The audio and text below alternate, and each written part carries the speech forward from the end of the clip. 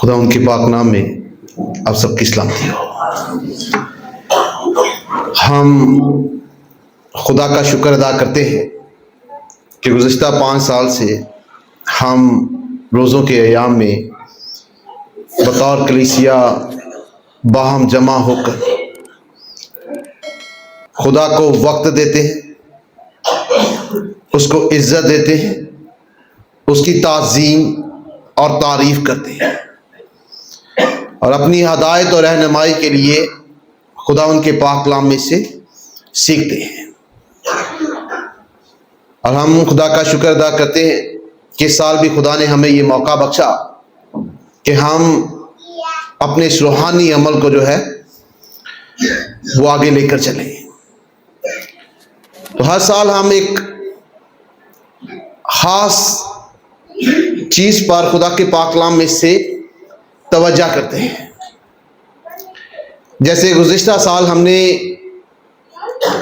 خداوند یسوع مسیح کے صلیب پر ادا کرتا آخری کلمات کے بارے میں سیکھا تھا، تو اس دفعہ ہم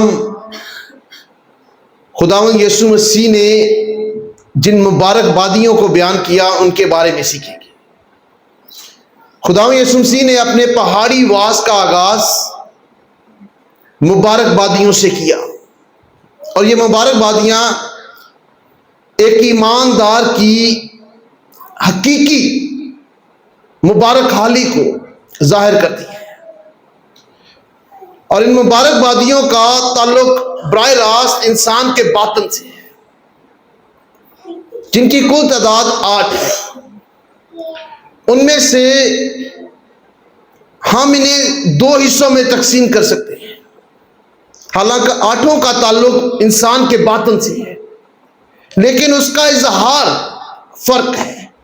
جو پہلی 4 ہیں ان کا تعلق باطن سے ہے، لیکن وہ اس بات کا اظہار کرتی ہیں کہ ایک ایماندار کس طرح خدا کے حضور میں کھڑا ہو سکتا ہے، کس طرح اس خدا کے حضور میں آ سکتا ہے۔ اور آخری 4 مبارک بادیاں ان کا تعلق بھی باطن سے ہے، لیکن وہ اس بات کو ظاہر کرتی ہیں کہ کس طرح بطور ایماندار ہم دوسروں کے ساتھ رویہ رکھ سکتے ہیں، کیونکہ خدا انسان کے باطن کو دیکھتا ہے، انسان کے باطن سے اس کی دلچسپی ہے۔ اگر انسان کا باطن حقیقی طور پر مبارک ہے تو پھر اس کا عملی اظہار وہ اپنے اعمال سے کرتا ہے، لیکن اگر باطن خالی ہے تو پھر ہمارے جو اعمال ہیں ان کا کوئی فائدہ نہیں، وہ ظاہری اور دکھاوے کے لیے، کیونکہ خدا انسان کے باطن پر یا باطن میں دلچسپی رکھتا ہے۔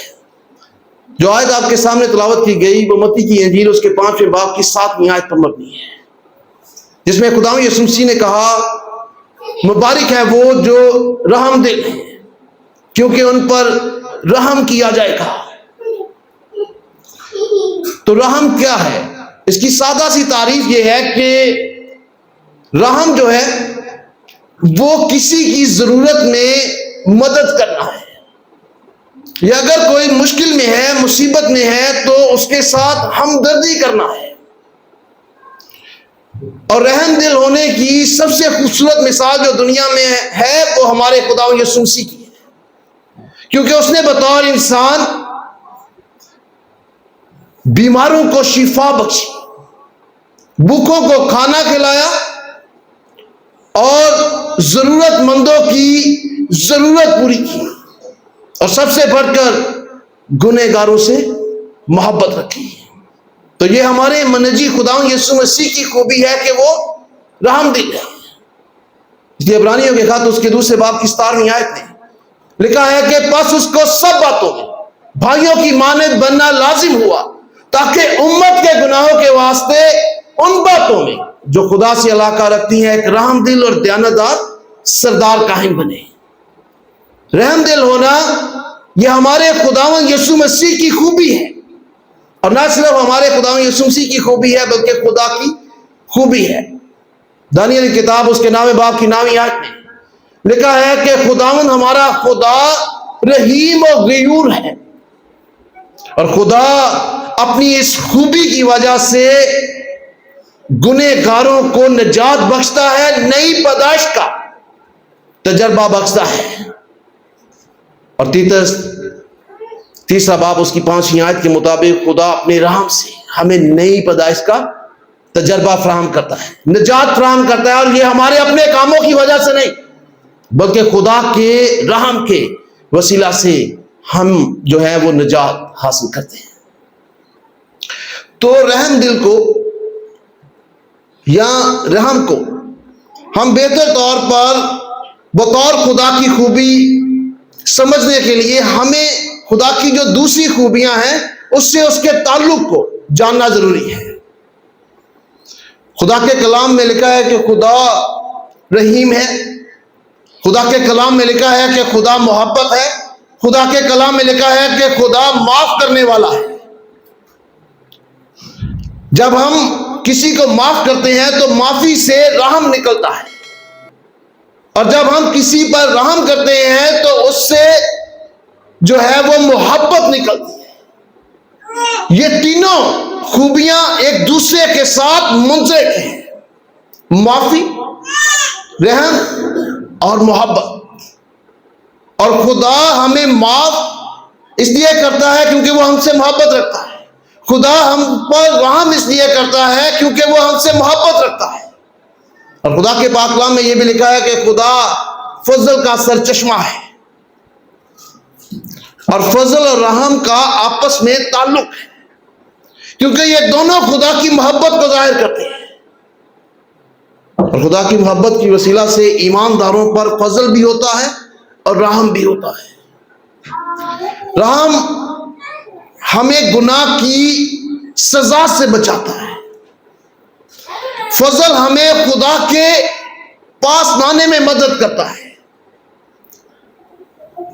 وہ جو رحم ہے وہ راحت بخشتا ہے، اور جو فضل ہے وہ برکت بخشتا ہے۔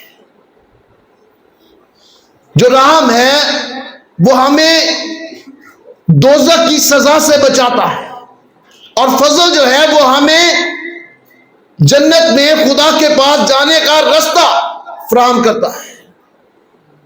اور ہماری زندگی میں فضل اور رحم اس لیے ہے کیونکہ خدا ہم سے محبت رکھتا ہے، اور یہ خدا کی خوبی ہے، مسیح یسوع کی خوبی ہے۔ اس لیے بطور ایماندار ہماری زندگی میں بھی یہ خوبی ہونی چاہیے کہ ہم رحم دل ہوں، اور اگر ہم رحم دل ہوں گے تو پھر ہم کیا ہوں گے؟ مبارک ہوں گے۔ میں اور آپ کیسے رحم دلی کے رویے کو اپنی زندگی میں لا سکتے ہیں؟ جب ہم کسی کی ضرورت میں اس کی مدد کرتے ہیں، جب ہم کسی کی ضرورت کو پورا کرتے ہیں، اور پھر ہم جب کسی کے لیے دعا کرتے ہیں، اور خاص طور پر ان کے لیے جو آپ کو تنگ کرتے ہیں، تکلیف دیتے ہیں، اذیت پہنچاتے ہیں۔ اور رحم کی بڑی مثال خداوند یسوع مسیح کی ہمیں صلیب پر دکھائی دیتی ہے، جب جن لوگوں نے اسے مارا، اس کے ہاتھوں میں کیل ٹھونکے، تو اس نے کہا کہ باپ انہیں معاف کر، کیونکہ یہ نہیں جانتے کہ کیا کرتے ہیں۔ اور خداوند یسوع مسیح کی اس مثال کو ہم سٹفنس کی زندگی میں دیکھتے ہیں۔ امام کی کتاب اس کے 7ویں باب کی 60ویں آیت کے مطابق جب اسے لوگ پتھر مار رہے تھے، اور پتھر مار مار کر اسے مار دینا چاہتے تھے اور مار رہے تھے، تو اس نے خدا سے دعا کی اور کہا، خداوند یہ گناہ ان کے ذمے نہ لگانا۔ وہ ان کی معافی کے لیے دعا کرتا ہے، یہ اس کا رحم ہے۔ تو ہم دعا کے وسیلہ سے جو ہے وہ کسی پر رحم کر سکتے ہیں، اس کی معافی کے لیے، اس کے بچانے کے لیے۔ اور اگر کوئی گناہ میں زندگی بسر کرتا ہے تو ہم خدا کا کلام اس کے ساتھ بیان کر سکتے ہیں، یہ بھی اس پر رحم کرنے کے مترادف ہے۔ اور خدا کے کلام میں مسلسل ہمیں یہ سکھایا گیا ہے کہ اگر ہم جو کریں گے وہ ہمارے ساتھ بھی وہی ہوگا۔ دوسرا سموئیل اس کے 22ویں باب کی 26ویں آیت میں لکھا ہے کہ رحم دل کے ساتھ رحیم ہوگا، یعنی جو رحم کریں گے ان کے ساتھ رحیم ہوگا، یعنی خدا ہوگا، اور خدا کا رحم ان کے ساتھ ہوگا۔ اور یعقوب دوسرا باب اس کی 13ویں آیت میں لکھا ہے جو رحم نہیں کرے گا اس کا انصاف بھی بغیر رحم کے ہوگا. اگر کوئی اس دنیا میں کسی پر رحم نہیں کرتا ہے تو خدا بھی اس کا انصاف جو ہے وہ بغیر رحم کے کرے گا.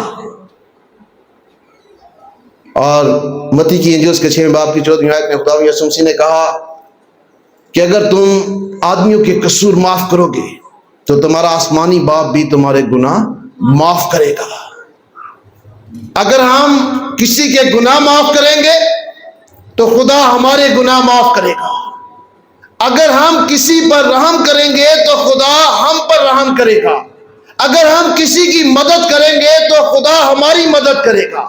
اگر ہم کسی کی ضرورت پوری کریں گے تو خدا ہماری ضرورت پوری کرے گا. لیکن یہ ہم تب کرتے ہیں جب ہمارا باطن میں خدا کی محبت ہو اور ہم خدا کے فضل، رحم اور معافی کا تجربہ رکھتے ہیں. ہم جو کریں گے وہ ریورس ہمارے ساتھ ویسا ہی کیا جائے گا. اس لیے بطور ایماندار ان ایام میں جب ہم خداوند کی قربت میں ہیں ہمیں یہ دیکھنے کی ضرورت ہے کہ ہم اپنے ارد گرد رہنے والے لوگوں کے ساتھ رویہ کیسا رکھتے ہیں. کیا ہم رحم دل ہیں؟ اگر ہیں تو ہم پر بھی خدا کا رحم ہوگا، اور اگر نہیں ہے پھر خدا کے پاک کلام میں بڑے واضح طور پر لکھا ہے کہ اس کا انصاف بغیر رحم کے ہوگا. تو خداوند ہمیں رحم دل ہونے کی توفیق اور قوت بخشے اور اس پاک کلام کے وسیلہ سے بڑی برکت دے. شکریہ. Thanks for watching. To watch more, subscribe, like and comment. Don't forget to Guardians of Faith PCP Gacker. Follow now.